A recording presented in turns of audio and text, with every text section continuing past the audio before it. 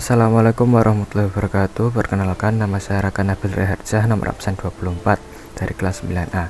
Di sini saya akan menjelaskan tentang peraturan perundang-undangan yang mengatur bela negara. Langsung saja.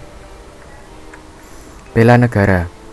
Bela negara adalah sikap dan perilaku warga negara yang dijiwai oleh kecintaannya kepada Negara Kesatuan Republik Indonesia yang berdasarkan Pancasila dan Undang-Undang Dasar 1945 dalam menjalin kelangsungan hidup bangsa dan negara yang seutuhnya.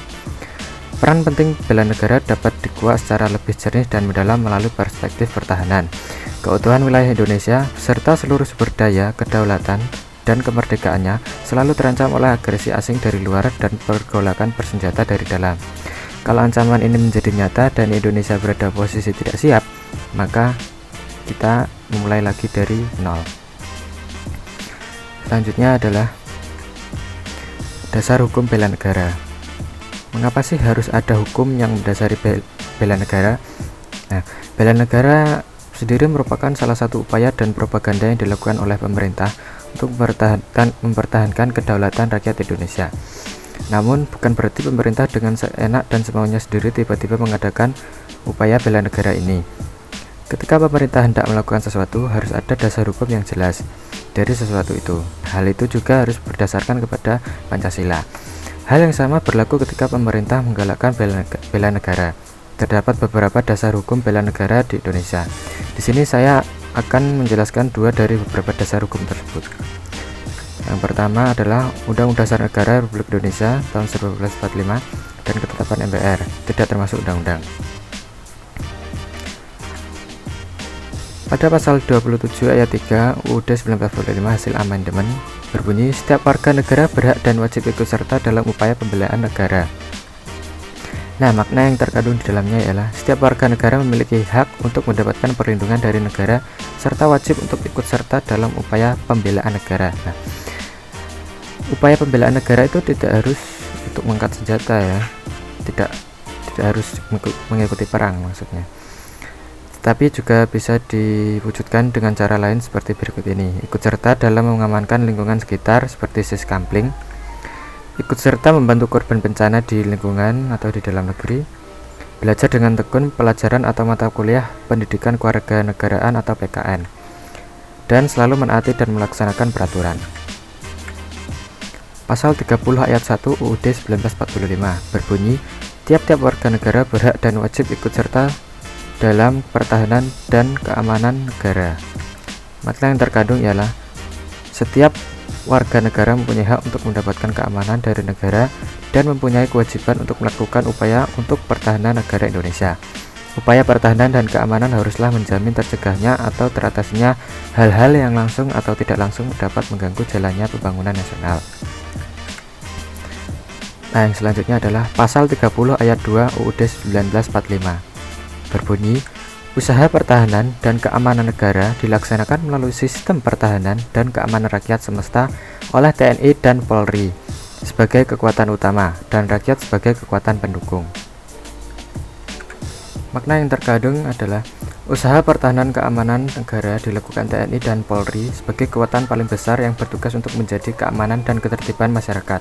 Sedangkan tugas rakyat yang mempunyai kekuatan pendukung adalah dengan tidak melakukan hal-hal yang dapat menghambat atau memberi ancaman pada keamanan NKRI. Contohnya, dengan tidak melakukan aksi terorisme, tidak melakukan kekerasan yang berbau sara, merusak lingkungan atau tidak membuat gerakan separatis guna menciptakan negara baru. Pasal 30 ayat 3 UUD 1945 dengan bunyi, Tentara Nasional Indonesia terdiri atas Angkatan Darat, Angkatan Laut, dan Angkatan Udara. Sebagai alat negara bertugas mempertahankan, melindungi, dan memelihara keutuhan dan kedaulatan negara. Dan makna yang terkandung ialah TNI bertugas untuk mempertahankan, melindungi, dan memelihara keutuhan NKRI. Berikut ini adalah tugas-tugas TNI guna melindungi dan memelihara keamanan NKRI. Yang pertama adalah melaksanakan operasi militer untuk perang, dan yang kedua adalah operasi militer selain perang. Selanjutnya adalah pasal 30 ayat 4 UUD 1945 dengan bunyi, Kepolisian Negara Republik Indonesia sebagai alat negara yang menjaga keamanan dan ketertiban masyarakat bertugas melindungi mengayomi, melayani masyarakat, serta menegakkan hukum. Yang mengandung makna, Polri bertugas untuk melindungi dan mengayomi masyarakat dari segala kriminalitas yang ada, serta melayani masyarakat seperti mengurus laporan ketika ada barang hilang atau orang yang hilang, dan menegakkan hukum dengan mengenakan sanksi kepada orang-orang yang melanggar hukum di Indonesia. Dan selanjutnya adalah pasal 30 ayat 5 UUD 1945 dengan bunyi, susunan dan kedudukan Tentara Nasional Indonesia, Kepolisian Negara Republik Indonesia, hubungan kewenangan Tentara Nasional Indonesia dan Kepolisian Negara Republik Indonesia di dalam menjalankan tugasnya, syarat-syarat keikutsertaan warga negara dalam usaha pertahanan dan keamanan diatur dengan undang-undang. Pasal ini memiliki makna, meski TNI dan Polri berbeda dalam struktur organisasi, namun dalam menjalankan tugas dan fungsi masing-masing, keduanya bekerja sama dan saling mendukung dalam suatu sistem pertahanan dan keamanan rakyat semesta. Tugas TNI dan Polri sama-sama menjaga keamanan negara dan melindungi rakyat. Syarat-syarat keikutsertaan rakyat dalam usaha pertahanan dan keamanan sudah diatur di Undang-Undang 1945. Selanjutnya adalah ketetapan MPR. Ketetapan MPR Republik Indonesia Nomor 4 MPR tahun 2000 tentang pemisahan TNI dan Kepolisian Negara Republik Indonesia. Berdasarkan ketetapan MPR tersebut, TNI dan Polri secara kelembagaan terpisah dengan peran dan fungsi tersebut, diantaranya sebagai berikut.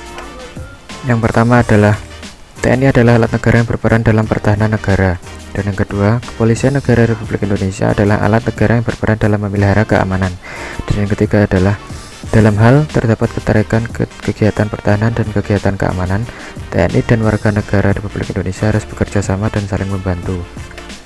Selanjutnya adalah TAP MPR RI Nomor 7 Tahun 2000 berkaitan dengan tugas-tugas TNI.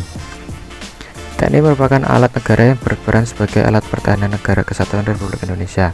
TNI sebagai alat pertahanan negara yang bertugas pokok menegakkan kedaulatan negara, keutuhan wilayah negara kesatuan Republik Indonesia yang berdasarkan Pancasila dan UUD Negara Republik Indonesia tahun 1945, serta melindungi segenap bangsa dan seluruh tempat daerah Indonesia dari ancaman dan gangguan terhadap keutuhan bangsa dan negara. Yang ketiga, TNI melaksanakan tugas negara dalam penyelenggaraan wajib militer bagi warga negara yang diatur dengan undang-undang. Berikutnya adalah TAP MPR RI Nomor 7 Tahun 2000 tentang peran Tentara Nasional Indonesia dan peran Kepolisian Negara Republik Indonesia. Nah, berikut adalah tugas Polri. Kepolisian Negara Republik Indonesia merupakan kepolisian nasional yang organisasinya disusun secara berjenjang dari tingkat pusat sampai tingkat daerah. Dalam menjalankan perannya, Kepolisian Negara Republik Indonesia wajib memiliki keahlian dan keterampilan secara profesional. Kesimpulan, perjuangan yang gigih dan pengorbanan yang luar biasa dari para pejuang telah mengantarkan kita menjadi bangsa yang merdeka. Kemerdekaan yang kita miliki sekarang harus dijaga dan dipertahankan, karena meskipun Indonesia sudah merdeka, bukan berarti kita terlepas dari segala bentuk ancaman, gangguan, hambatan, dan tantangan. Upaya yang bisa kita lakukan contohnya adalah belajar dengan tekun dan penuh semangat untuk mempertahankan iman dan takwa, serta ilmu pengetahuan dan teknologi, agar suatu saat kita bisa melanjutkan pembangunan negeri ini. Sekian, terima kasih. Wassalamualaikum warahmatullahi wabarakatuh. Jangan lupa like, komen, dan subscribe ya. Silahkan jika ada yang ingin ditanyakan, monggo komentar di bawah.